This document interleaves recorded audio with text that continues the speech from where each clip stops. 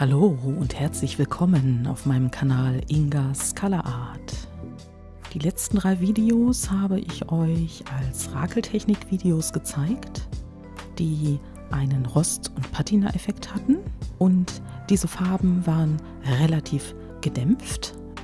Und ich habe mir gedacht, jetzt ist es an der Zeit, etwas Fröhliches und Buntes für diese Jahreszeit, wo die Blätter fallen, wo es langsam kalt wird, zu zeigen. Und deshalb beginne ich mit einem warmen, orangenen Farbton, und das ist in dem Fall das Zinnober.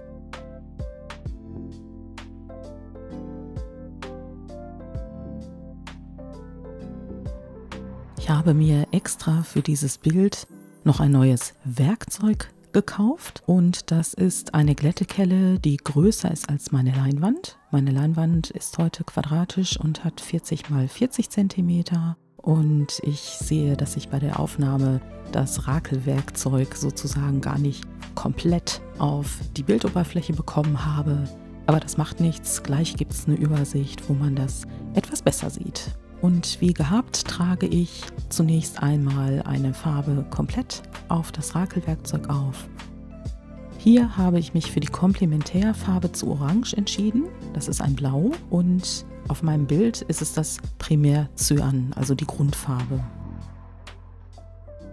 Ich war echt gespannt, wie sich das neue Werkzeug anfühlt und ob ich damit auch gut arbeiten kann, so wie mit der kleinen Glättekelle. Und ich muss sagen, es ist ein bisschen anders, es ist ein bisschen schwergängiger, weil ich ja auch mehr Farbe unter dem Rakelwerkzeug habe und gleichzeitig auch mehr Leinwandfläche rakel. Aber ich hatte ein gutes Gefühl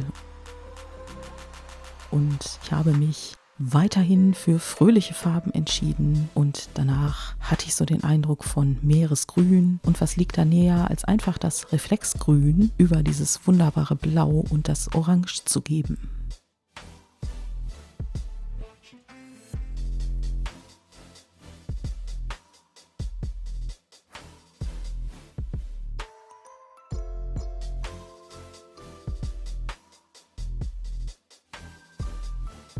Falls sich jemand fragt, ob ich die Aufnahmen gerade langsamer zeige, als es im Original gewesen ist: Nein, das ist die Originalgeschwindigkeit, die ich beim Rakeln habe, denn die Farbe, die auf dem Rakelwerkzeug sich befindet, und die Farbe, die bereits auf der Leinwand ist, die schaffen es gegenseitig, eine Art Klebeeffekt zu erzeugen, und ich muss ganz schön an meinem Werkzeug ziehen, damit ich auch tatsächlich von der Stelle komme.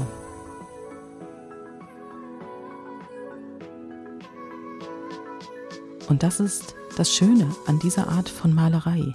Es hat etwas Meditatives, ich kann anfangen zu träumen, und in mir entsteht eine Ruhe während des Malprozesses.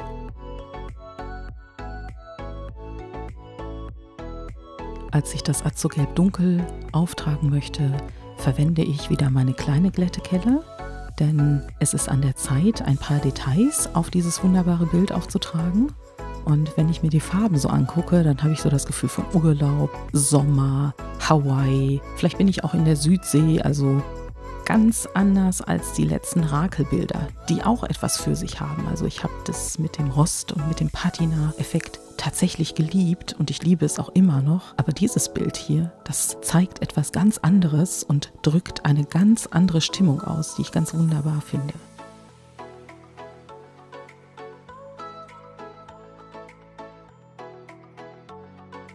Bei einem solchen Bild darf natürlich eine Kontrastfarbe nicht fehlen, und deshalb habe ich mich für das etwas kühlere Türkisgrün entschieden und trage das auch wieder mit dem großen Rakelwerkzeug auf.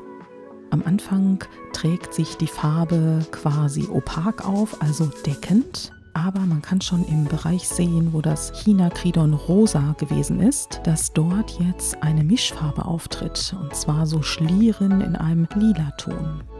Und das finde ich immer sehr schön bei dieser Rakeltechnik, wenn sich verschiedene Farben vermischen und damit eine ganz neue Farbe auf die Leinwand gebracht wird.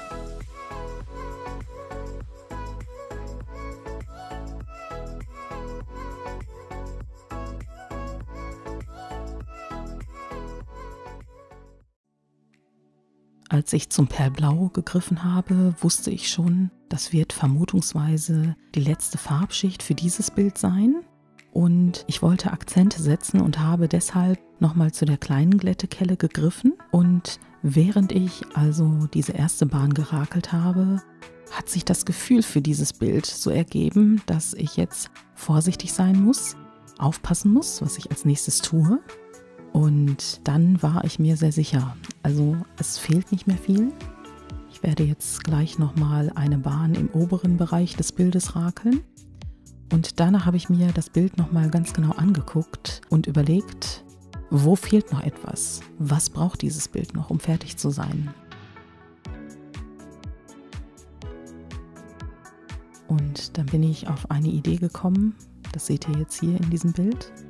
Und danach habe ich erstmal Abstand von diesem Bild genommen und mir gesagt, okay, sieh es dir in Ruhe an.